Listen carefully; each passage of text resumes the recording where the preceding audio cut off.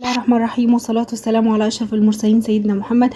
ازيكم يا بنات؟ وحشتوني خالص. ازيكم يا أجمل وأغلى أخوات لقلبي؟ يا رب تكونوا بخير. أتمنى تدعموني في الفيديو ده وتحطوا لي 100 لايك كده، ربنا يخليكم يا رب ويحسن ما بين ايديكم. تعالوا هنعمل كبده جميله جدا، ميكس ما بين الكبده اسكندراني والكبده الصعيدي. يا رب تعجبكم. الكبده الصعيدي اكترنا بنعملها بالبصل، بتبقى طعمها حلو ومسكر خالص. هنجيب بصلايه كبيرة، تمام. وهنجيب نص كيلو كبدة او الموجود عندك، او حتى ربع كيلو الموجود عندك. كل ما تكتري البصل كل ما طعمها يبقى جميل جدا. هنحتاج معلقتين زبدة. ليه الزبدة؟ عشان بتطري معانا الكبدة، ما تخليهاش تبقى ناشفة، تمام. وهنحتاج بصلايه كبيره او على حسب مقدرتك انت. كان انا عندي البصل ده بس، هي الفضله وجت كده في دماغي ان انا اعمل كبده وحاجه تكون سهله وسريعه خالص، ما تاخدش معايا وقت.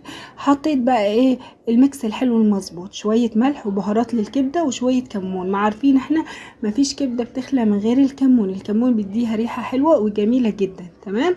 بعد كده هوطي عين البوتاجاز على قد ما اقدر عشان خاطر تستوي كده بسهوله، وفي نفس الوقت متبقاش ناشفه في اتجاه وتكون مستويه في حته. وهنحط معلقه توم كبيره. كل ما تحطي التوم كل ما تديك الريحه والطعم والتست العالي خالص، اللي تشميها اللي يشمها اخر الشارع ويتمنى يدخل عندك وياكلها.